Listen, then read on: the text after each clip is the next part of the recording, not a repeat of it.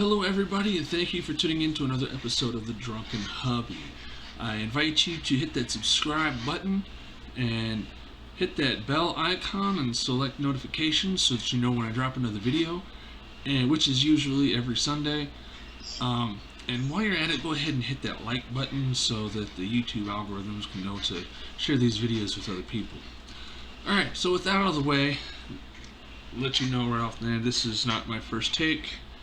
I've already gone through some of this already, so I didn't get to show you my initial take, so I'm going to show you again. I already went through half my tool here. But, that was yesterday. I was trying to do it last night in preparation for today because I had other things I had to do today.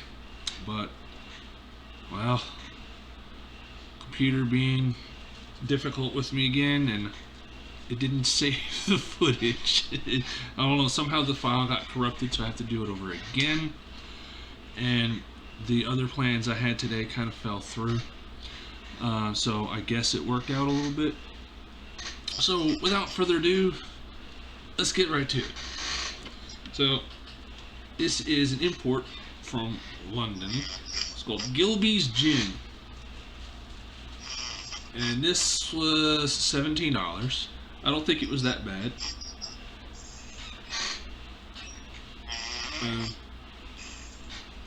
I'll open it. It's got that strong floral scent, the fragrance to it. I kind of get a hint of citrus in there, just a hint, maybe like a lime or a lemon zest, maybe. So I'm gonna taste it for you straight. Take a little shot. Alright.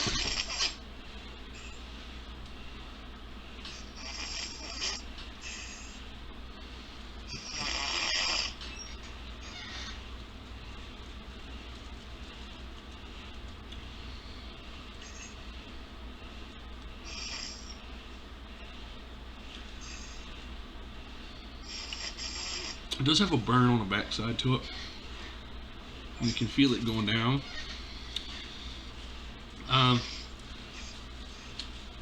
The fragrance is strong though. All in all, it's not bad. I'm going to try something new.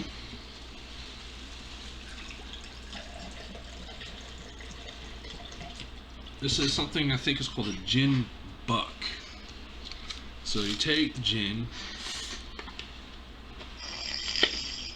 and you mix it with the ginger ale.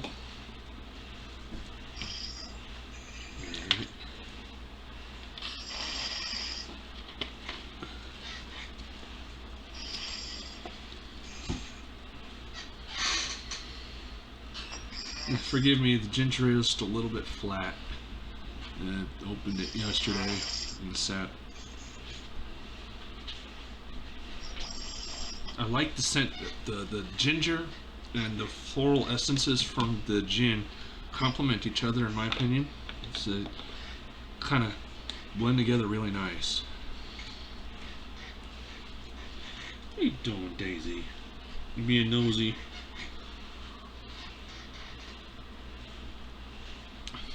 Yeah, soda's flat, unfortunately, but it has a really nice marriage between floral essences and that ginger.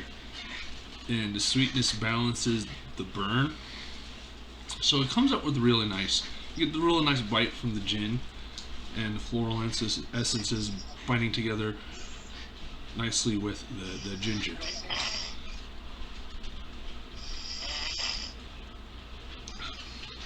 Now I'm using a very low-end cheap ginger ale, so by all means this might end up being a different experience altogether with something a little more top-end. But for a basic gin buck, that's pretty good. You know, I know there's different cocktails and different recipes for the gin buck. I didn't have time to go and look at them all, so I just wanted to do with basic what I had on hand. And yeah. So it's definitely something to start and to build on with your experiences depending on your taste.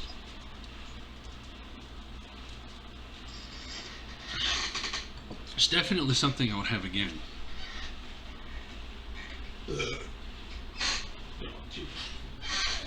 So, moving right along.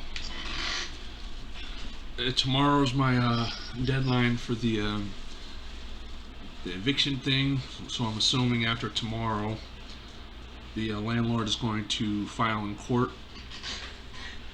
I'm supposed to be hearing something from legal aid soon. I'm still waiting on them. They're supposed to be helping me out with this situation, so I hope so. But there is some good news. I did hear from my attorney that's handling my workers' comp case. There is a settlement offer on the table, and we think it's a good idea. So we went ahead and accepted that. So now we just have to wait for paperwork and the okay from the insurance companies, the people over top of the adjuster, I'm supposing. So we're waiting on them, and once we get the paperwork filed and signed, then we have to wait on the commission to give his okay. But it seems like if all goes well,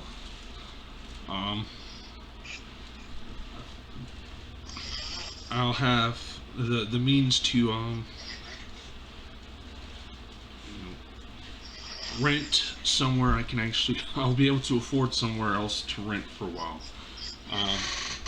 That being said, I do have intentions on moving me and my fur babies over to the Philippines now that I have the means to do so. I'm not going to say how much it is. I'm going to keep that private and personal, but it's enough to do what I need to do and finally marry the woman of my dreams, and I'm so happy about it. Now, timeline wise, I'm not sure. I'm looking at anywhere from 6 to 8 weeks, so maybe about 2 more months for that to actually hit my bank account. And then once that's done, I have to go through the whole SSDI process, and I'm not sure how long it'll take to get approved. And then once I'm approved, it still takes 6 months to get that first check. And while going through all of that, I still had to get the dogs microchipped. It's a requirement for the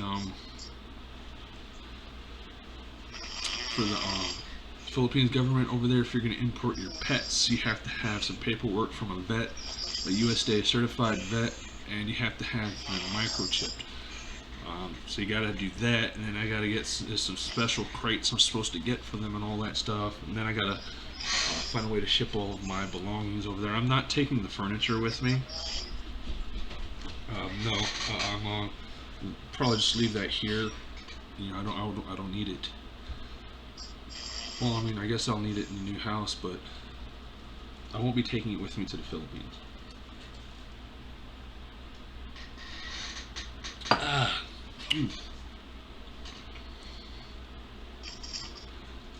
But what we will be doing, Yahoo willing, that covers the remainder of what we own on our land. That covers the annulment that Emmy needs so that we can legally marry.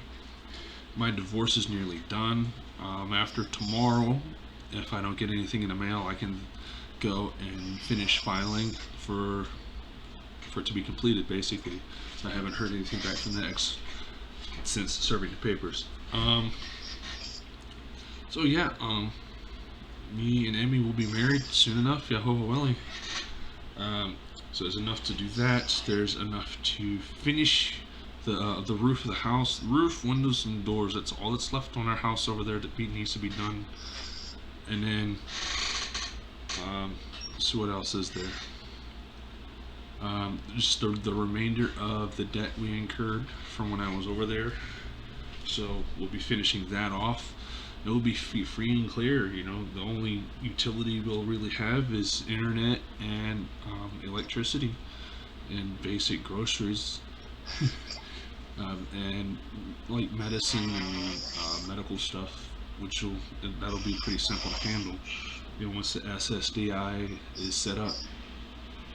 But basically, there's enough to handle all that, get that situated, get my stuff situated over here and get my stuff over there, my dogs over there, and me over there, and I'll be able to retire and just live my life and be happy. For the first time in my life, I'll be able to be happy. And it's all thanks to Father Yahuwah. I owe him that thanks. So in the meantime, though, I've not been able to find something that covers all of my bases, allowing me to keep my dogs, something that I can afford, and something that doesn't have a long waiting list. That's something that I've been running into. Hey, come on now. Come on.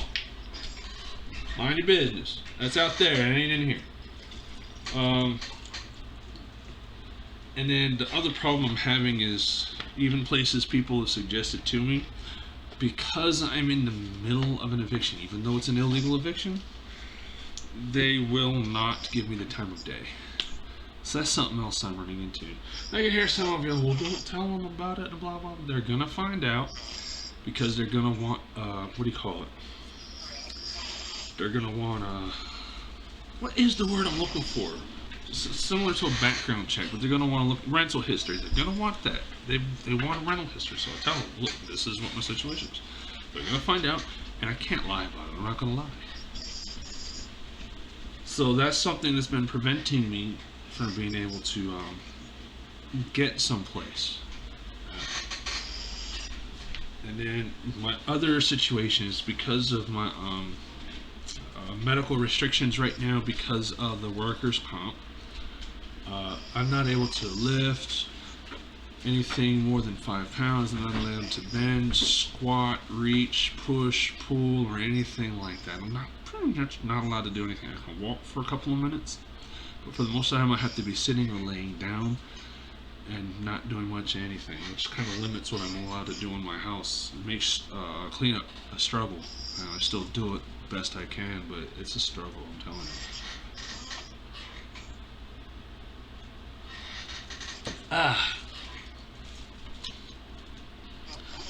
So me and my brother are trying to figure out somewhere or some way to keep me, my dogs, and my stuff in a safe place until the settlement comes through. Once that comes through, it'll be all okie dokie. Now it's just a matter of getting a place that, cheap place I can afford to rent that'll let me have my dogs, be able to afford something, okay. And hopefully they'll allow me to be on a monthly lease, because, won't be here too long.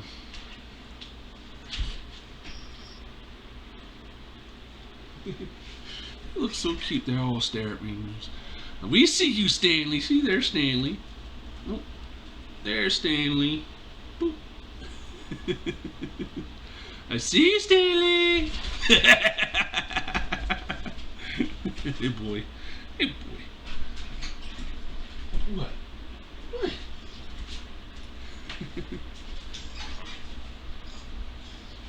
It all was cute.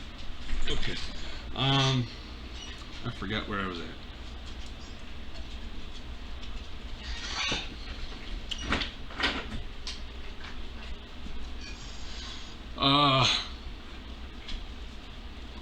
Come on, brain.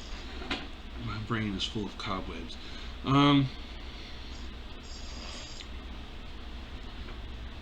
If, however, the legal aid comes through and helps me out with the situation, I won't have to worry about finding another place and just deal with the month-to-month thing here until I get all my stuff shipped over there, little by little.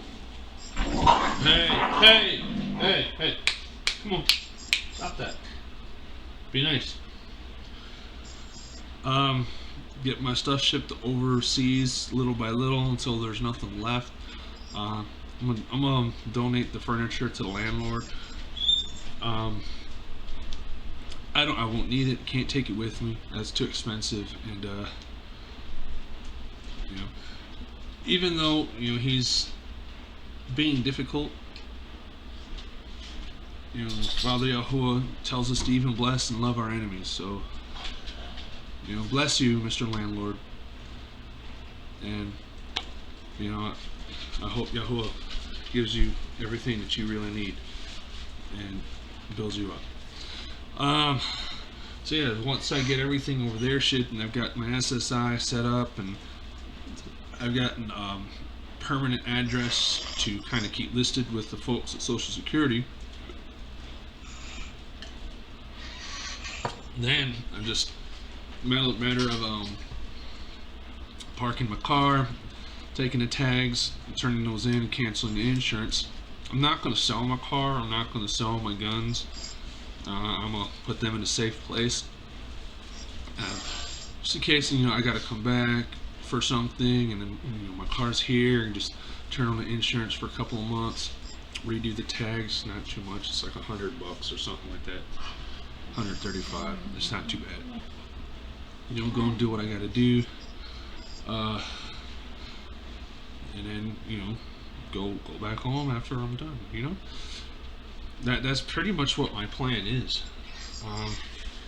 Yahuwah willing, if there's enough after handling everything we need to handle, me and Emmy plan on getting a second field. It's just a rice field where we can grow enough rice where, well, we won't have a gap between when we finish it and when the next harvest is. So right now, with what we're able to harvest and produce, there's always like a 2 or 3 month gap.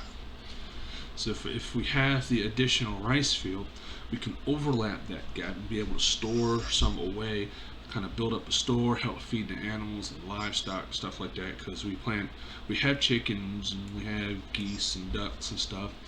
And we're also talking about getting some goats or some sheep. So we're also talking about trying to grow some corn. So yeah, we have that to look forward to soon. But in the very, very, very least, I'll be able to go home and marry the woman of my dreams. Not a lot of people can say that, and I really am blessed for this.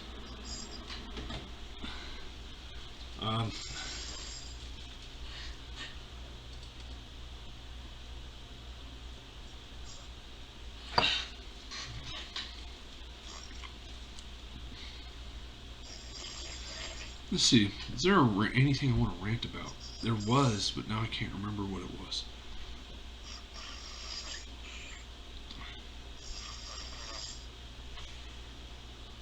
Goodness, I can't remember what it was.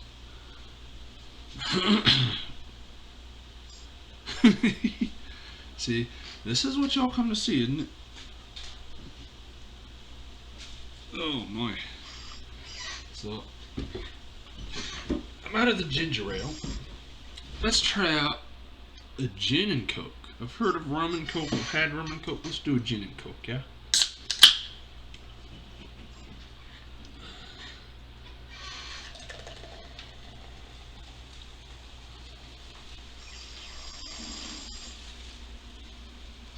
Well, that's something else.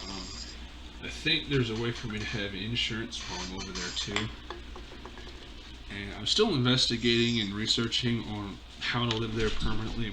I know there's a way to do it once I'm married to my beloved.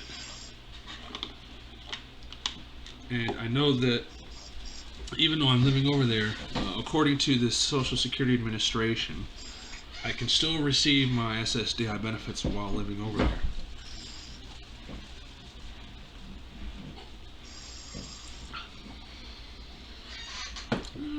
It's not too bad. The gin doesn't lend itself to the coke as well as the rum does.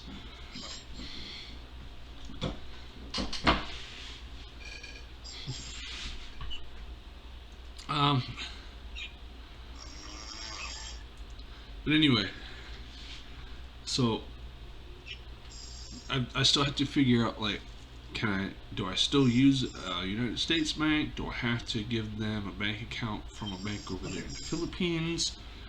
So I'm still ironing out all the minor details and stuff like that.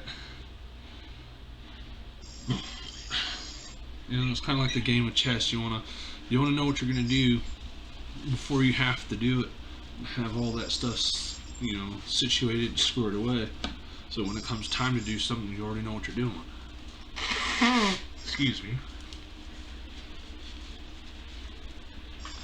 But even once I move over there, I'm still going to keep doing these videos. But I'll have company, I'll have my family, my wife, and my kids helping me with the videos, hopefully, if they want to anyway. I'll get to show y'all some Ginebra once I get over there, and some San Miguel, the beer that they have over there. Their beer's tasty, and they have one called Red Horse, which I'm looking forward to having again. And the food. The food is something else, man, I tell you.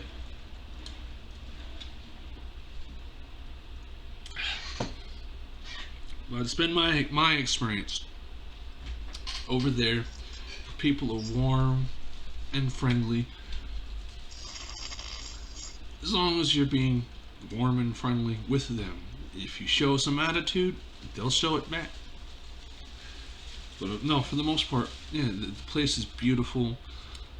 The people are warm and friendly, and I can't wait to go home. That's my home. That's where my heart is.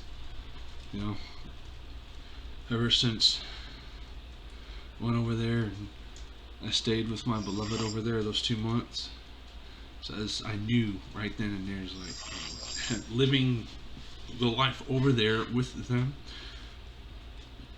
That's the kind of simple life I've always kind of wanted. That's even as a kid, as long as I can remember, I always wanted that kind of simple life. You're growing your own food, you're tending your land, you know, you're not worried about amassing possessions. I don't care about owning a bunch of stuff. I can't take that with me, you know. And with the Yahusha coming back soon, you know, all the stuff in this world is going to be destroyed by fire. You know, it's just not going to last much longer.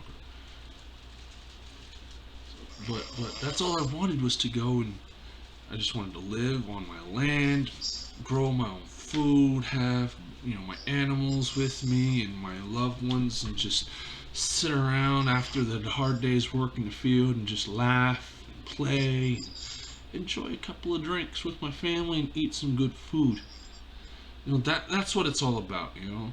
Walking in Torah with Yahuwah through Yahusha, being with your loved ones, and living off the land. That's what it's all about right there. You know, and being a good neighbor to those around you. You know, spreading the love of Yahusha and spreading the good news, of course. You know, that comes with the territory. Yeah, hard times are going to come with it, because, you know, it says in the scriptures that we're going to be tested. We're going to go through hard times. We're going to encounter naysayers and mockers and scoffers and liars and all that kind of stuff. That's okay, because it says that our Father Yahuwah, He punishes, He chastises, He scourges those He loves. And scourge, if you look it up, it basically just means to spank or to beat. You know, like any father would do to his disobedient child. And He wants to correct that child. Say, look, you did this. This is the consequence of what you did. I have to do this. I don't like it, but this is what I need to do. Spank, spank. You know? But He says that if we endure that, you know, we will be called His children. It says those who do not endure the chastisement, punishment, they're bastards. I mean, what side of that fence do you really want to be on at the end of the day?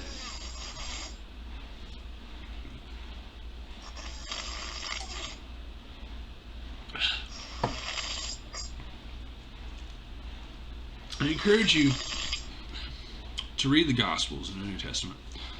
In Hebrew, called the Brit Hadasha. There's a point in time in the Gospels where Master Yahusha, Jesus, He says, I'm going to paraphrase because I'm a little too inebriated to do it word for word. I'm going to paraphrase. He says, least is he in the kingdom of heaven. It means He's going to be at the bottom, almost bottom, who breaks the Torah, the law, the commandments, put a pin in that, breaks the commandments. Commandment also means law. Law means Torah. This isn't just my word. Go and look this up yourself. I'll use the Strong's Concordance. And it lays it all out. Commandments, law, all go back to that one Hebrew word, Torah. So, least is he in the kingdom of heaven who breaks the least of my commandments, my Torah, and teaches men to do so. Put a pin in it. What does modern day Christianity teach? The law is done away with. Well, our master Messiah, Yahushua, Jesus, just right then and there said it isn't, because he didn't give any new laws. They're still the same laws. He magnified them. More on that in a minute.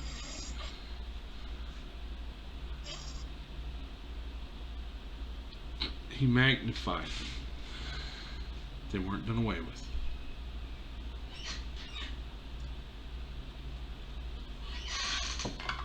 So you had the modern day Christianity, the churches, the pastors, priests, whatever, teaching it's done away with.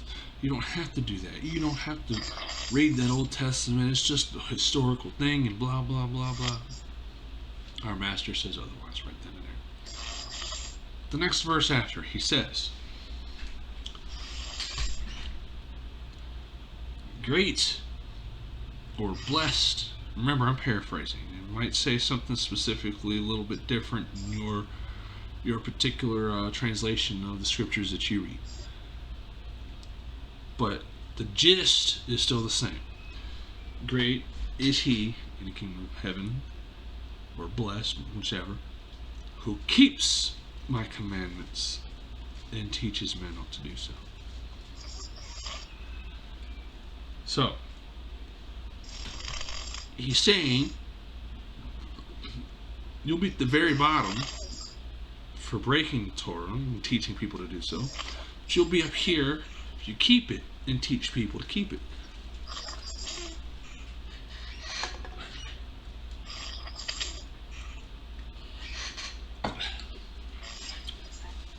Here's another example.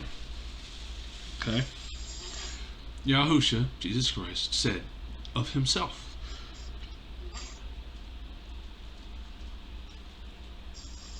what was it?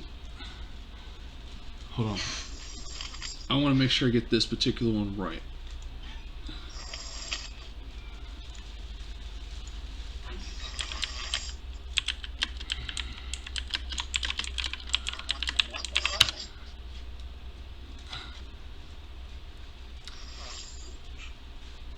Okay, here we go. John chapter 14 verse 6. Master Yahushua, Jesus says, I am the way, the truth, and the life. No one comes to the Father except through me. Okay? I'm the way, the truth, and the life.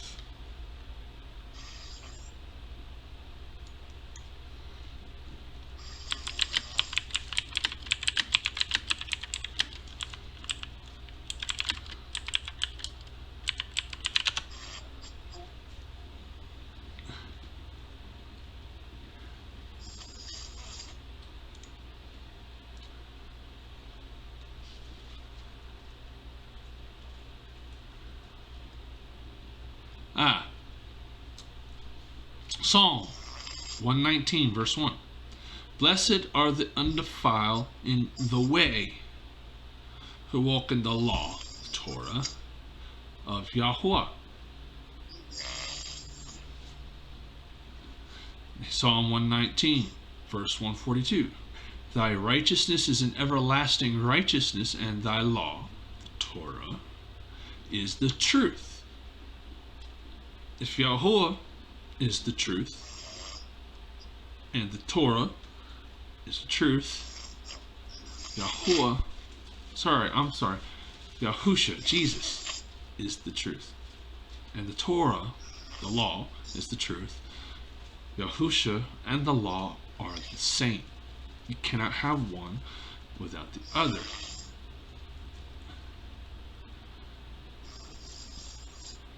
John chapter 1 verse 14. The Word was made flesh and dwelt among us. Yahusha, the Word of God, Torah, was made flesh. Come on, do you see the correlation?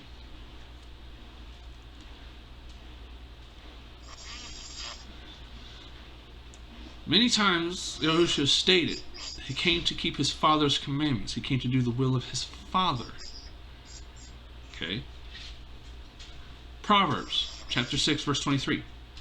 For the commandment is a lamp, and the law, the Torah, is a light.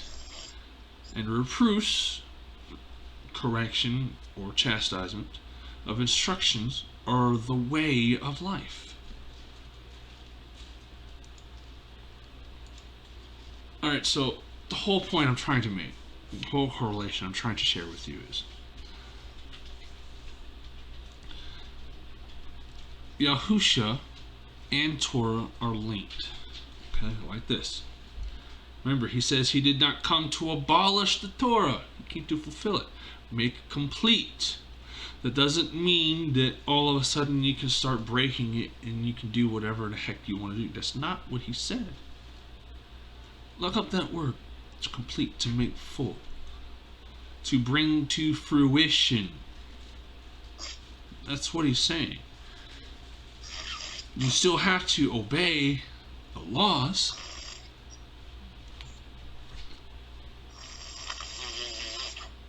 Here's another example. When Yahusha, our master, Jesus says, "In this you know you love me. Keep my commandments." I'll bring up that verse again. Sorry, I can't see the icon open my web browser.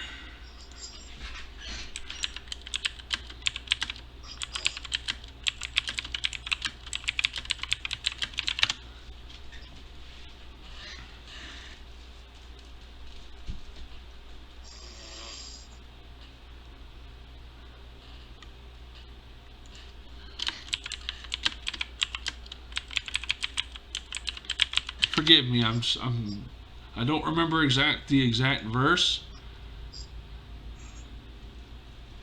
Here we go.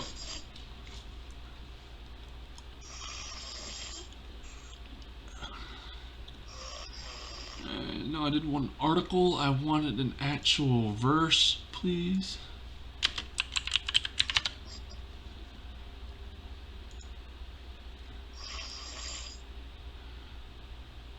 Here we go.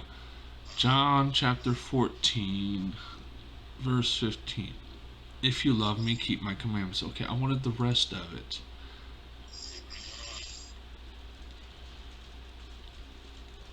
Maybe this is what I'm looking for. Let's do the New King James Version. Here we go. Here we go. John chapter 14 verse 15 through 31. If you love me, keep my commandments. And I will pray the Father, and he will give you another helper that he may... This isn't what I was talking about either. Come on.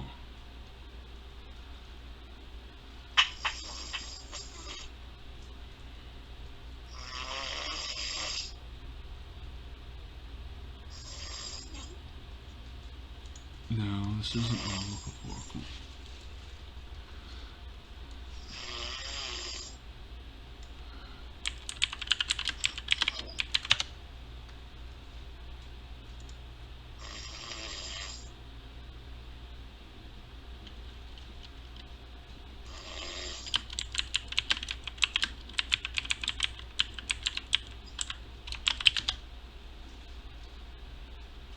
Here we go. This is what I'm looking for. Okay.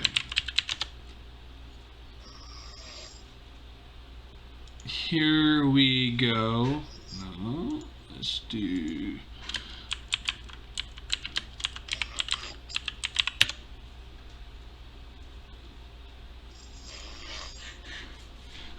right, here we go. John chapter 15, verses 4 through 11. These are the words of our Master, Yahushua, our Messiah, Jesus Christ. Abide in me, and I in you, as the branch cannot bear fruit of itself unless it abides in the vine. Remember, we are the branch. Yahushua, Master Jesus, is the vine. Now, the Hebrew word for a branch, by the way, is the Natzarim, or Natsar. Natzarim would be plural. Think about that for a second. Neither can you unless you abide in me. I am the vine, you are the branches. He who abides in me and I in him bears much fruit. Well, the fruit is obedience to the Torah. For without me, you can do nothing. If anyone does not abide in me, he is cast out as a branch and is withered, and they gather them to throw them into the fire, and they are burned with the lake of fire.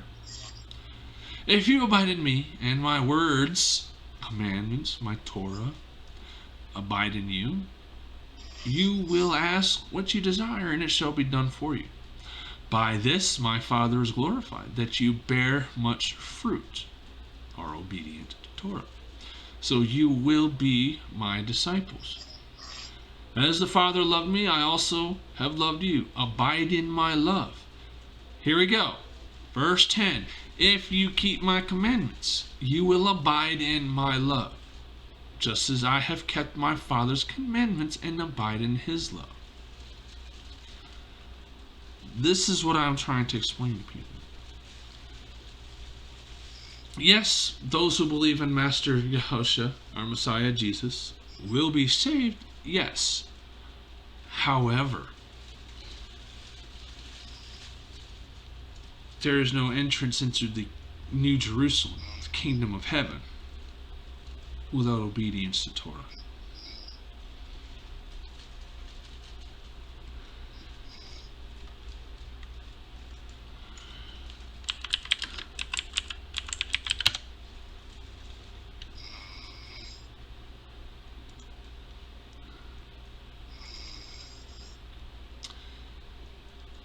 The kingdom of heaven shall be likened to 10 virgins who took their lamps and went out to meet the bridegroom, Yahushua, Jesus. Now, 5 of them were wise and 5 of them were foolish. Those who were foolish took their lamps and took no oil with them. Now, lamps, it's Torah. Remember we read earlier, Torah is a lamp unto our feet, right? So oil is the obedience to the Torah. That's how it makes the light. They brought no oil with them, but the wise took oil in their vessels with their lamps. They were obedient to the Torah. But while the bridegroom was delayed, they all slumbered and slept. And at midnight a cry was heard, Behold, the bridegroom is coming, go out to meet him. Then all those virgins arose and trimmed their lamps. And the foolish said to the wise, Give us some of your oil, for our lamps are going out. But the wise answered, saying, No, lest there should not be enough for us and you. Go rather to those who sell and buy for yourself. Now, there's another verse somewhere else in the scripture where we're told to buy wisdom and not sell it. That's something for another time. But you can't sell or give away obedience to Torah. That's something you have to learn on your own. You can't just have somebody else do it for you or give it to you. Know what I'm saying? That's the relationship you have to develop between you and Father Yahuwah and Master Yahushua on your own. And while they went to buy, the bridegroom came, and those who were ready went in with him to the wedding. That's the day of Yahuwah, when New Jerusalem comes down on earth. The so-called rapture that modern-day Christianity teaches. and the door was shut. And afterward, the other virgins came also, saying, Adonai, Adonai, you know it is Lord, Lord, open to us. But he answered and said, Assuredly, I say to you, I do not know you. So, now a lot of people are going to say, well, those weren't the true they weren't believers and blah, blah, blah. But Revelation talks about the very same thing, where the people will be begging to be led into the kingdom of heaven, New Jerusalem. Lord, Lord, let us in. Did we not prophesy and cast out demons in your name? Non-believers don't do that. So it has to be people that believe but aren't following the Torah. Because he says, get away from me, you workers of iniquity. What is iniquity? It comes from a Greek word, anomia, lawlessness. What is the law? The Torah. I've rambled on long enough for this episode, everybody. Thank you for bearing with me. That was on my spirit to share with you. And I hope you have a blessed week. Once again, if there's anything particular you'd like to see me drink on, or a topic you'd like to hear me discuss, by all means let me know in the comments. Hopefully my situation next week won't be as grim as what it is right now. But no matter what comes my way, Father Yahuwah is in control. And that is something I've struggled with personally on a personal level to accept. And I think all of us need to come to terms with that no matter what's going on in this crazy world, our Father Yahuwah, he's the one that's in control. The politicians, the rulers, the presidents of the world doing what they're doing, they're following his will. Because it is told in Revelations and some of the Apocrypha that Yahuwah put it in their hearts to do these things, to bring about his will and to fulfill prophecy. So all the stuff that's going on right now, don't be afraid. Yahuwah is in control, and as long as we're doing what we're supposed to do in his name and through his son, we have nothing to be afraid. Yeah, you agree? So with that, I think I'll see y'all next week. Hope to see y'all there anyway. Bye.